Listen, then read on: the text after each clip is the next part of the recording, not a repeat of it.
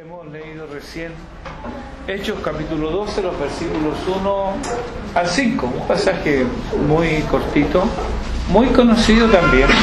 Vamos a seguir hablando, ya tomando otros tópicos más adelante en el capítulo 12, pero hoy día quiero que nos detengamos en algo que debe estar presente en nosotros. Persecución, la otra cara de la moneda. Las monedas no tienen una sola cara, tienen dos caras, ¿cierto? Bueno, esta es la otra cara del Evangelio, persecución. Vamos a ver ello. Al ir avanzando por este impresionante libro, el libro de Hechos es un libro impresionante por donde usted lo quiera mirar. Lucas nos ha contado sobre el avance del Evangelio en diferentes lugares. Conversiones, una tras otra, se han sucedido. Por ejemplo, los 3.000 en Jerusalén. Recuerda ahí en el capítulo 2, versículo 41. Se añaden 3.000 a la iglesia. O en el capítulo 4, versículo 4, ahí se nos informa que hay 5.000 varones. No está contando a la mujer y los niños, está contando solo los varones. 5.000. En el capítulo 6, versículo 7 dice que muchos de los sacerdotes obedecían a la fe, para pasar luego a las numerosas conversiones en Samaria. Hemos hablado de Samaria, un lugar donde el judío no iba, donde eran despreciados, había hostilidad entre ellos. Ahí también hubieron conversiones. La conversión del funcionario etíope. Este era un funcionario de Etiopía y un africano. Se convierte al Señor. Ambas conversiones en el capítulo 8, seguida en el capítulo 9 por la extraordinaria conversión de Saulo. Extraordinaria por muchas razones, porque Saulo no era un hombre que andaba buscando la verdad. Saulo no era un hombre que él quería conocer a Dios. Saulo no era un hombre que había simpatizado con el cristianismo. No, era un hombre cruel. Era un hombre que odiaba a los del camino. Y él, en su afán de este odio homicida, los persiguió hasta en las ciudades extranjeras. Se tomó esa molestia. No le bastó con solamente hacer daño en Jerusalén, sino que se tomó la molestia de pedir cartas para que cuando él fuera a otra ciudad pudiera hacer lo mismo. Pero para Dios no hay nada imposible. Tuvo un encuentro con el Señor, se convierte. En el capítulo 9 también encontramos en el capítulo 10 la conversión del centurión romano Cornelio. Ya esto más increíble todavía, porque los gentiles no tenían cabida, no tenían lazos de hermandad, no tenían afinidad con los judíos. No, los judíos lo evitaban. Pero también la gracia de Dios se despliega sobre Cornelio y su familia. Y por último, hemos visto recientemente las multitudes en territorio pagano, tanto judíos como gentiles, en Antioquía. Eso lo vimos recién en el capítulo 11, el capítulo que pasamos recién, del versículo 19 en adelante. Esto es lo que nos ha venido narrando Lucas. Pero contar la historia así nos llevaría a tener una idea distorsionada, irreal, de lo que ocurre con normalidad. Y digo normalidad porque tan cierto como al esplendor del día le sucede la oscuridad de la noche, también este avance ha tenido presente sufrimiento, cárcel y muerte. Por ejemplo, Pedro y Juan primero son amenazados, ahí en 4:21. Le dicen, oye, no hables más, basta. Son amenazados. En el 5:18 no hicieron caso, entonces son encarcelados. Y en el 5:40 lo encontramos que los azotan. ¿Por qué? Por predicar el Evangelio, por hablar de Cristo. Luego nos encontramos con el arresto y muerte de Esteban, uno de los diáconos de la iglesia, y la persecución liderada por Saulo. En el capítulo 8, versículo 3, habla de Saulo, dice: entrando casa por casa, arrastraba a hombres y mujeres y los entregaba a la cárcel. Esto lo cuenta Lucas. Lo que calla Lucas aquí lo ventila el mismo Pablo. En el capítulo 26 de Hechos, versículos 10 y 11, dice: yo encerré en cárceles a muchos de los santos, habiendo recibido poderes de los principales sacerdotes, y cuando los mataron, yo di mi voto. Y muchas veces, castigándoles en todas las sinagogas, los forcé a blasfemar. Y enfurecido sobremanera contra ellos, los perseguí hasta en las ciudades extranjeras. Testimonio de Pablo. Toda esta oposición y persecución tenía un origen religioso. Esto es algo que no debemos olvidar. Caín sigue maltratando y dando muerte a Abel. Y normalmente la religión dominante está detrás de estos vejámenes. Pero aquí en el capítulo 12 se inaugura un nuevo tipo de persecución, la persecución política, o más bien el oportunismo político aprovechando la odiosidad religiosa, algo que veremos muy seguido, no solo en este libro, sino que también eso lo veremos en la historia en general.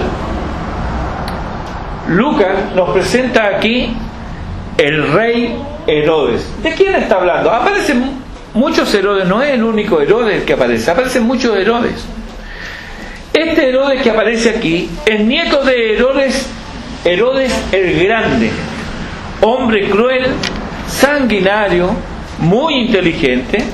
Fue el causante de la muerte de los inocentes al nacimiento de Jesús, descrito en Mateo capítulo 2, versículo 13 y siguientes. Era nieto de este hombre. Este hombre era tan malo que para que los judíos lo lloraran, a su muerte él ordenó que se mataran a los principales del pueblo judío. Entonces así iba a haber llanto en Judea. Así de malo era. Bueno, este es nieto, ¿no? Miren el abuelito que tenía.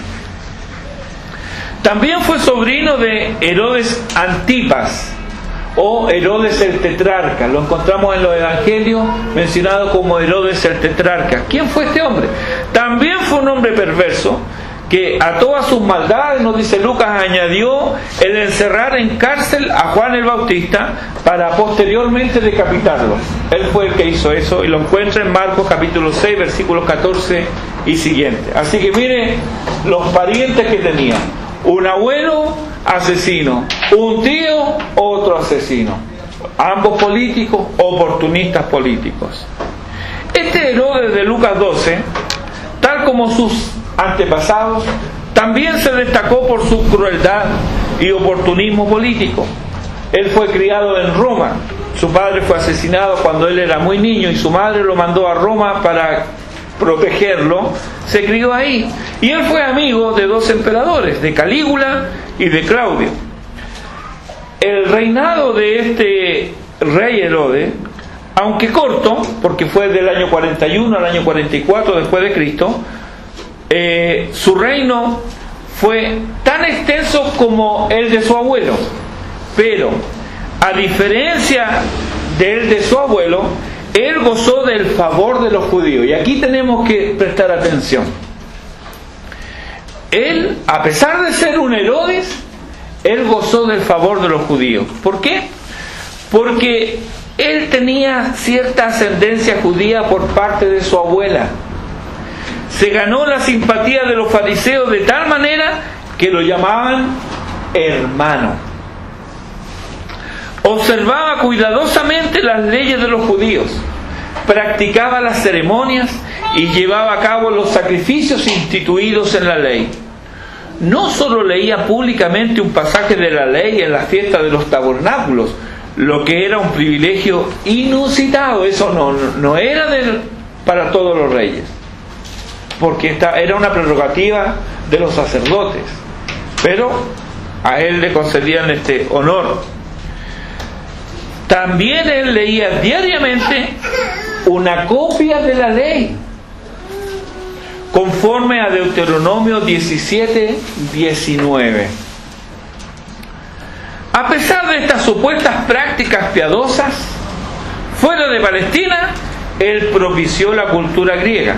Por ejemplo, en el actual Beirut, él erigió un teatro y un anfiteatro, y él allí acudía para su solaz y su entretenimiento. Miren, aquí tenemos un hombre que se parece a mucho. Con los religiosos, muy religioso. Con los paganos, muy pagano. No había ninguna diferencia. Este hombre culto y de gustos refinados, que aparentaba piedad, en algún momento al comienzo de su reinado quiere asegurar su popularidad con los judíos. Y para ello, capítulo 12, versículo 1, echó mano a algunos de la iglesia para maltratarles. ¿Cuál era el delito de estos hermanos? No había delito. ¿Cuál era la ofensa? No había tal. ¿Y por qué entonces él quiso maltratarlos? Solo por congraciarse con la mayoría. Y avanza en esta maldad, decapitando a Jacobo, el hermano de Juan. Nos dice el versículo 2. Jesús les habló a los suyos en Juan 16:33. En el mundo tendréis aflicción. ¿Recuerda ese texto? En el mundo tendréis aflicción. No fue una palabra aislada, no fue la única vez que él dijo esto. Antes, en Mateo 10, versículo 16, ya le había dicho: mire, he aquí yo os envío como a ovejas en medio de lobos. Pregunto, ¿cuáles son las armas defensivas de la oveja? ¿Qué es lo que hace una oveja para defenderse? Solo bala. Es todo lo que hace. No pega mordisco, no patea, no tiene una ponzoña, no es venenosa, solo bala. Mire la imagen. He aquí yo os envío como a ovejas en medio de lobos. ¿Son amigos?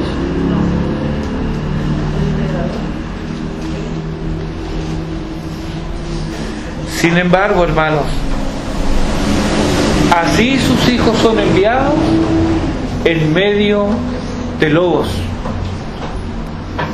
La imagen, por cierto, es tétrica. Si usted se pone a pensar, da miedo. ¿Qué hace una oveja en medio de lobos?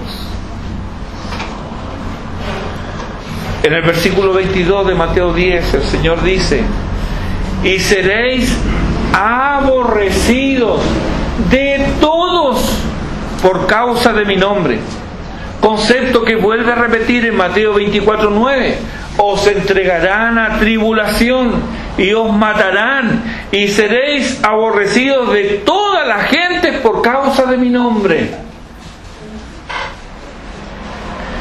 En el mismo llamamiento de Saulo, el Señor le dice a Ananías en Hechos 9:16: yo le mostraré a Saulo cuánto le es necesario padecer por mi nombre. Padecimientos que el mismo Pablo narra de pasada ahí en 2 de Corintios capítulo 11. Ahí los encuentra, los sufrimientos por los cuales él pasó. Jesús también le había advertido a Jacobo y a Juan su hermano que ambos beberían de su copa y compartirían su bautismo. Marcos 10:39.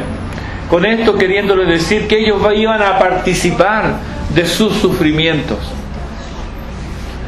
en Hebreos 11, hablando de los santos de Dios que han perecido bajo las persecuciones desde que Caín dio muerte a Abel, el autor emplea una frase estremecedora. Hebreos capítulo 11, versículo 38 dice: de los cuales el mundo no era digno. Y esta estrategia de Satanás de intentar oprimir y causar dolor a los hijos de Dios se pierde en la noche de los tiempos. Las hojas de la historia destilan la sangre de los mártires. Examina un año cualquiera de la historia y encontrarás a hijos de Dios padeciendo injusticia y crueldad. Pablo, en 2 de Timoteo capítulo 3, versículo 12, nos entrega una píldora amarga.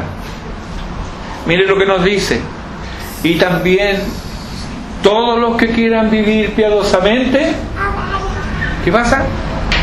Dios les ayudará a que sean piadosos. ¿Cómo dice?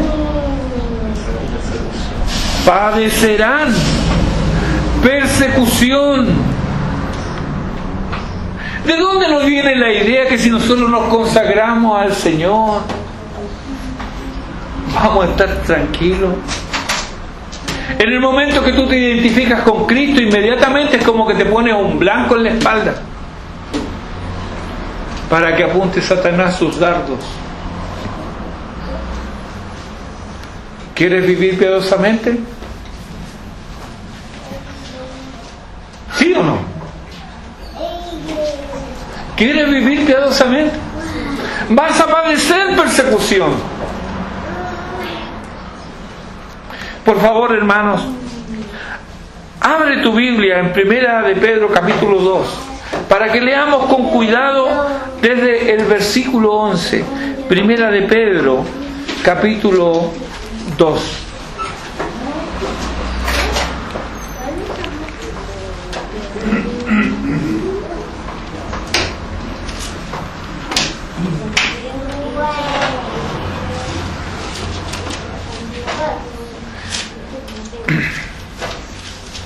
Primera de Pedro capítulo 2, desde el versículo 11. Síganme en la lectura. Dice: amados, yo os ruego, como a extranjeros y peregrinos, que os abstengáis de los deseos carnales que batallan contra el alma. Esto es vivir piadosamente. Manteniendo buena vuestra manera de vivir entre los gentiles, para que en lo que murmuran de vosotros como de malhechores, glorifiquen a Dios en el día de la visitación al considerar vuestras buenas obras. Mire, usted se porta bien, pero el impío murmura de usted como malhechor. Por causa del Señor, nos dice Pedro, o nos dice el Señor, someteos a toda institución humana, ya sea al rey como a superior, ya a los gobernadores, como por él enviados para castigo de los malhechores y alabanza de los que hacen bien. Porque esta es la voluntad de Dios. Mire, esta es la voluntad de Dios. A veces pensamos y decimos: ¿cuál será? Estoy buscando la voluntad de Dios. Aquí está. Esta es la voluntad de Dios. ¿Cuál es? Que haciendo bien hagáis callar la ignorancia de los hombres insensatos, como libres, pero no como los que tienen la libertad como pretexto para hacer lo malo, sino como siervos de Dios. Honrad a todos, amad a los hermanos, temed a Dios, honrad al rey. Criados, estad sujetos con todo respeto a vuestros amos, no solamente a los buenos y afables, sino también a los difíciles de soportar. Porque esto merece aprobación. Si alguno, a causa de la conciencia delante de Dios, sufre molestias padeciendo injustamente. Mire la frase. Esto merece aprobación, dice el apóstol. Pues, ¿qué gloria es si pecando sois abofeteados y lo soportáis? Mas si haciendo lo bueno sufrís y lo soportáis, esto ciertamente es aprobado delante de Dios. Hacer lo bueno conlleva sufrimiento, el cual hay que soportar, y esto es aprobado delante de Dios. ¿Qué lugar tiene esta frase entre los cristianos? Nunca más lo hago. Mire, por hacer un bien, mire lo que me pasó. ¿Y qué nos dice la Biblia? Eso nos va a pasar. Haciendo el bien, sufrimos, pero hay que soportarlo. Esto merece aprobación. Esto es aprobado delante de Dios. Y note esta palabra, esta frase que yo la tengo subrayada. ¿Cómo dice? Pues para esto fuisteis llamados. Pues para esto fuisteis llamados. ¿Cuál es el evangelio que se vende hoy y que multitudes compran? Un evangelio sin santidad, desprovisto de piedad y carente de sufrimiento. Tal parece que las multitudes no han sido llamadas a sufrir. Al contrario, han oído que tendrán lo que desean aquí y ahora, sea lo que anhelen sus corazones. Anhelo de Dios, solo si eso significa la satisfacción inmediata de mis necesidades emocionales. Este es el evangelio del diablo y es el que está poblando el infierno. Un evangelio que no incomoda y para el cual las demandas de Cristo son letra muerta. De los textos leídos, lo que hemos leído, es razonable concluir que el dolor y el sufrimiento, la injusticia y la persecución por causa de la justicia son parte integral de la vida del creyente. Y como dice 1 Pedro capítulo 4 versículo 12, no nos debe sorprender el fuego de prueba como si alguna cosa extraña os aconteciese. Hermano, esto parece otro evangelio. ¿Cómo que nunca me habían hablado así? Como que tengo que pensarlo.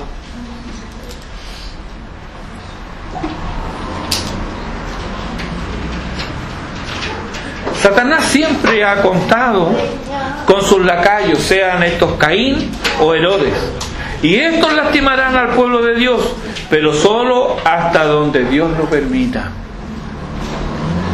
Aquí en este pasaje, Jacobo entregó su vida, terminó su ministerio, y como él, muchos han ido así a los brazos del Padre. Hebreos 11:36 nos dice: otros experimentaron vituperios y azotes, y a más de esto prisiones y cárceles. Fueron apedreados, aserrados, puestos a prueba, muertos a filo de espada. Anduvieron de acá para allá cubiertos de pieles de ovejas y cabras. Pobres. Recuerda que nos habían dicho recién, Pedro, para esto fuiste llamado. Pobres, angustiados. La angustia no es parte de la vida del creyente. No te angustia el estado actual de la sociedad. No te angustia el cómo se está deteriorando cada vez más tu vecindario.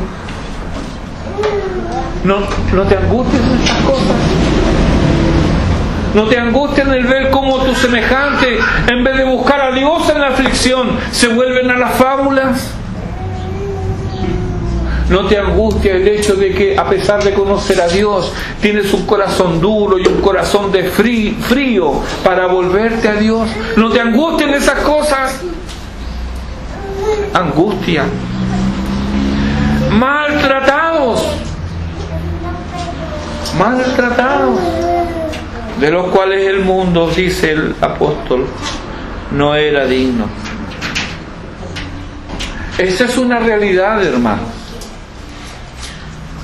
Que nosotros le esquivemos el bulto a esto no significa que no exista. Pero no le voy a decir yo que una penicilina con benzatina no le va a doler. No, porque duele y pucha que duele. Pero sería un mentiroso si le dijera, no, si eso no duele, duele.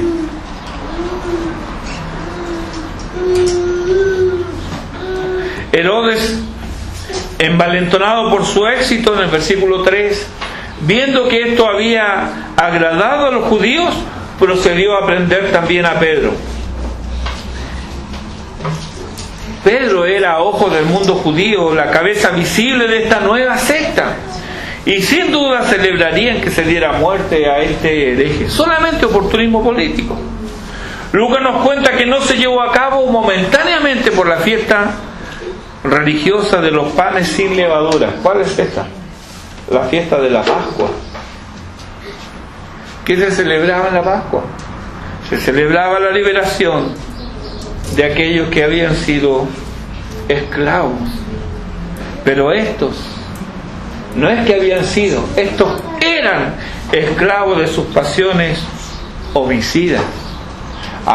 Pero cuidado con no hacerlo durante la fiesta. Y como además Pedro tenía antecedentes de escapista, si usted lee en Hechos capítulo 5, los versículos 17 al 25, a Pedro lo toman, lo meten en la cárcel y después resulta que un ángel lo saca y la cárcel lo mandan a buscar a la cárcel y vuelven porque ¿saben qué? En la cárcel no hay nadie. La guardia está afuera, las puertas están cerradas, pero adentro no hay nadie y se quedan todos. ¿Qué pasa? Y alguien viene. Estos que pusiste en la cárcel están enseñando al pueblo allá en el templo. ¿Cómo salió? No tenían explicación. Entonces Pedro tenía estos antecedentes de escapista y Herodes se aseguró. Él debe haber pensado, bueno, yo no estoy dispuesto a hacer el ridículo que hicieron los sacerdotes. ¿Qué hizo? Versículo 4, habiéndole tomado preso, le puso en la cárcel, entregándole a 4 grupos de 4 soldados cada uno para que le custodiasen. Y se proponía sacarle al pueblo después de la Pascua. Bueno, esto de sacarle al pueblo era obviamente matar. Esas eran sus intenciones homicidas. ¿Por qué murió Jacobo y Pedro no? ¿Por qué algunos sufren lo indecible cada día, mientras otros pareciera que soslayan el sufrimiento? No lo sabemos. Es parte del misterio de la providencia divina, ante el cual debemos postrarnos, callar y adorar. Sin embargo, algunas cosas no son evidentes en este pasaje. Nos es evidente que si somos fieles al Señor, debemos prepararnos para el sufrimiento. Así como la secuoya, ese árbol gigantesco de América del Norte, que necesita los vientos fuertes, el fuego y el rayo para llegar a esas alturas majestuosas, mientras sus raíces se hunden profundamente en el suelo buscando agua. Así también los creyentes necesitan el fuego de la prueba, los vientos tormentosos y el rayo que hiere para llegar a las alturas donde solo se anhela a Dios mientras su fe se arraiga en Jesucristo.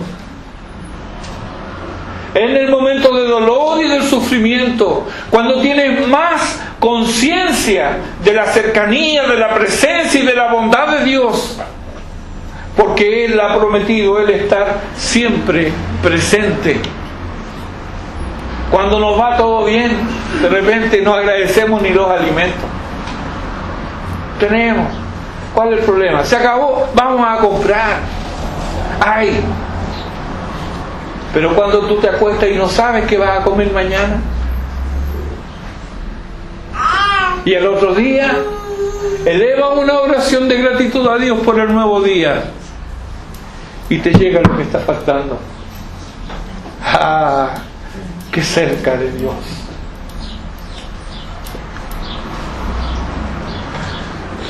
Nadie en sus propias fuerzas puede hacer frente a un sufrimiento indefinido.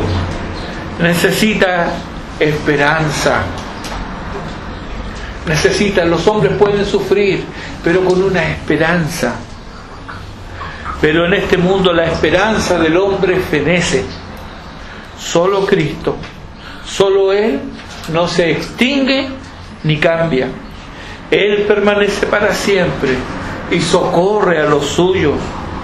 No en vano está escrito: con Él estaré yo en la angustia. Un pasaje muy decidor al respecto es Daniel capítulo 3. Allí tienes a 3 jóvenes que se plantan valientemente para no caer en la idolatría. Esto provoca la furia de Nabucodonosor, quien manda echarlos al horno de fuego.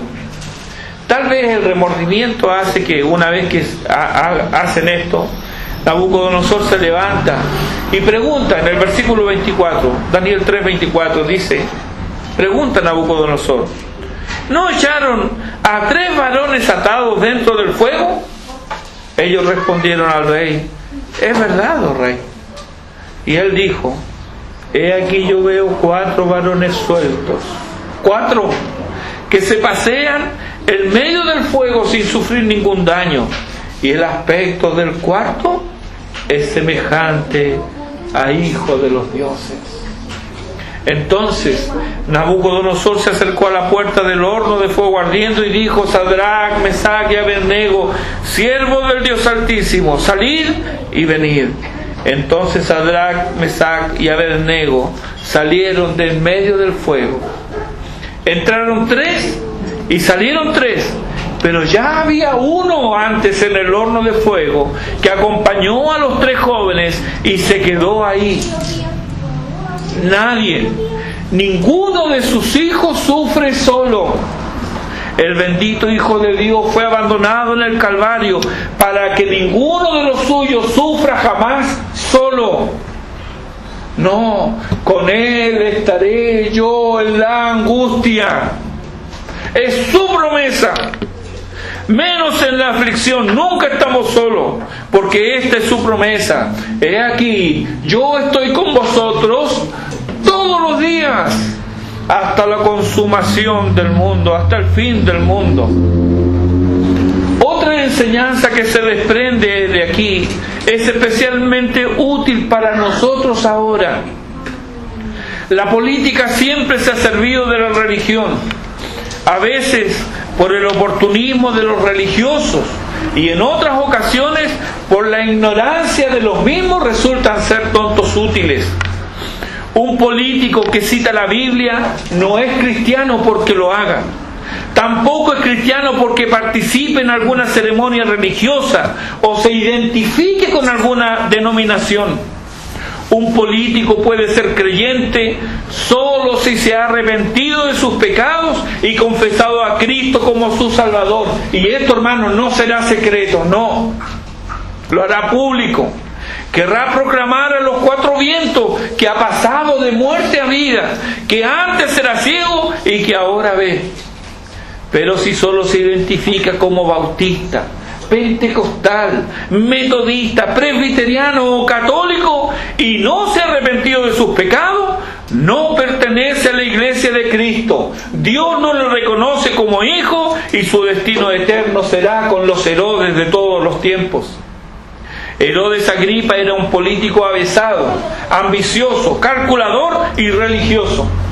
En nota al margen dice F.F. Bruce, la Mishnah relata cómo leyó la ley de la realeza, Deuteronomio capítulo 17, versículo 14 al 20. Estas son provisiones que hace Dios para cuando elijan un rey. ¿Qué era lo que debía hacer este rey? Entre otras cosas, debía procurarse una copia de la ley y de ella debía leer todos los días de su vida. Pero algo importante les dice: no vas a elegir un extranjero para que esté por sobre ti. Ahora bien, cuando Herodes lee esto públicamente en la fiesta de los tabernáculos, era un año sabático, el año 41 después de Cristo, fue el mismo año en el cual él comienza a reinar. Él lloró cuando leía las palabras: no debes poner a un extranjero sobre ti que no sea tu hermano. Hermano, imagínelo. Está leyendo la ley ante la multitud y leyendo la ley él llora. ¿Qué dirías tú de eso? ¡Qué piadoso! ¿Se fijó cómo lloró cuando leía la Biblia? Debe ser cristiano ese hombre. Cuidado. ¿Por qué lloró? Porque él recordaba la descendencia edomita de Herodes. Recuerde, Herodes el Grande no era judío, era idumeo, descendiente de Esaú. Pero el pueblo, recordando más bien su ascendencia asmonea por su abuela no era de ahí, era más judía, gritaba insistentemente al pueblo: no tengas miedo, tú eres de hecho nuestro hermano. A Herodes le preocupaba lo que para él era importante. Leía las escrituras porque la ley era utilitaria para sus pretensiones. Pasaba por alto el propósito de las escrituras, declarado en el mismo texto de Deuteronomio 17, versículos 19 y 20. Mire cuál es el propósito.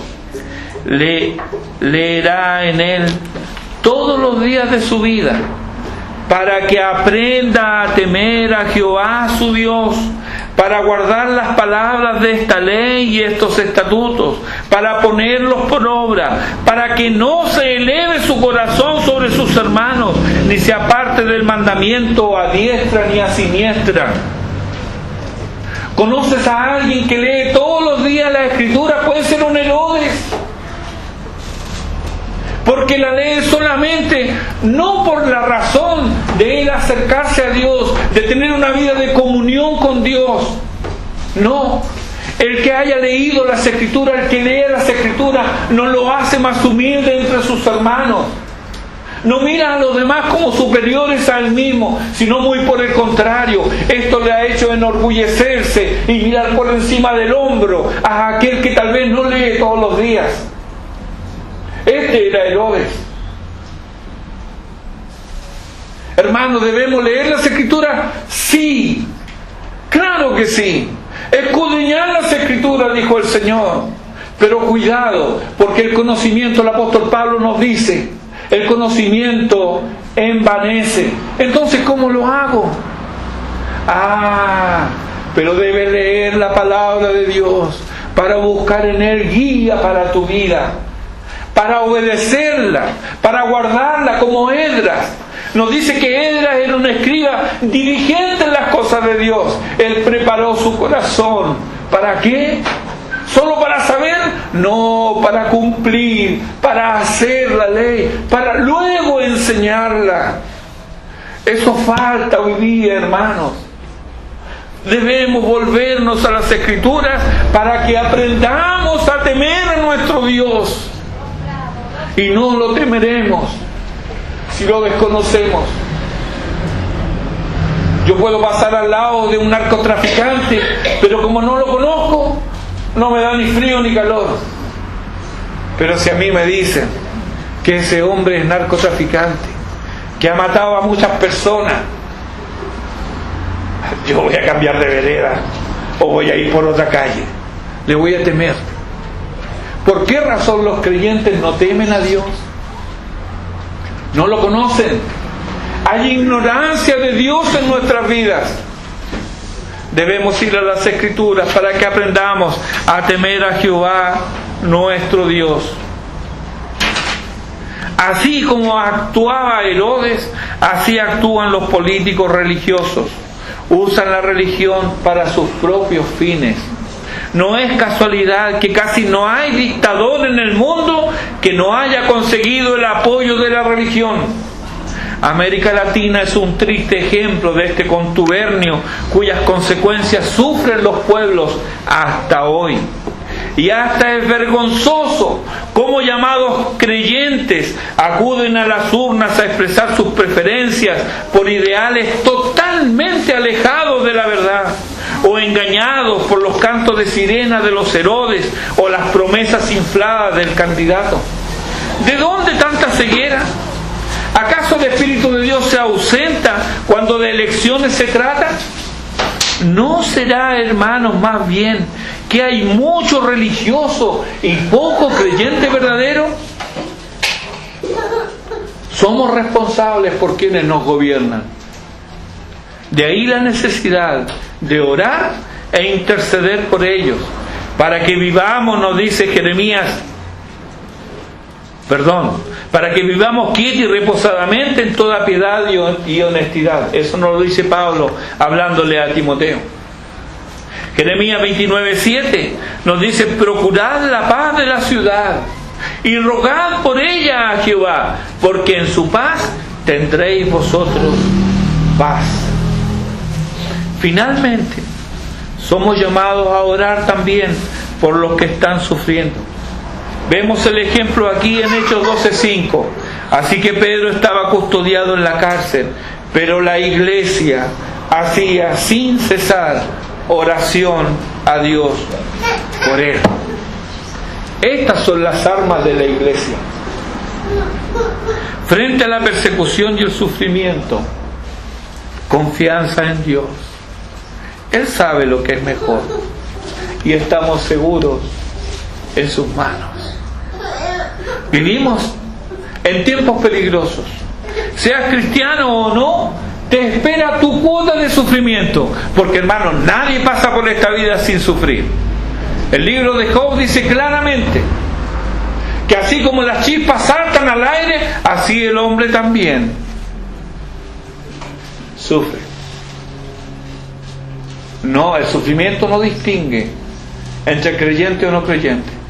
La enfermedad y la muerte le viene a todos por igual. Pero seas creyente o no, te espera tu cuota de sufrimiento. Y yo te pregunto en esta mañana, ¿quieres sufrir solo o quieres a Cristo a tu lado?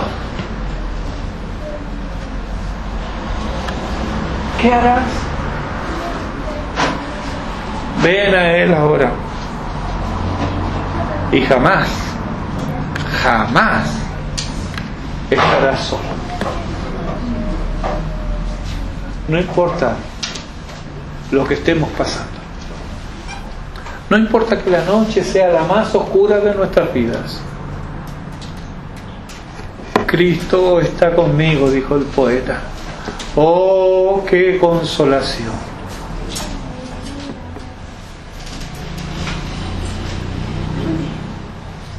A Dios sea la gloria. Oremos.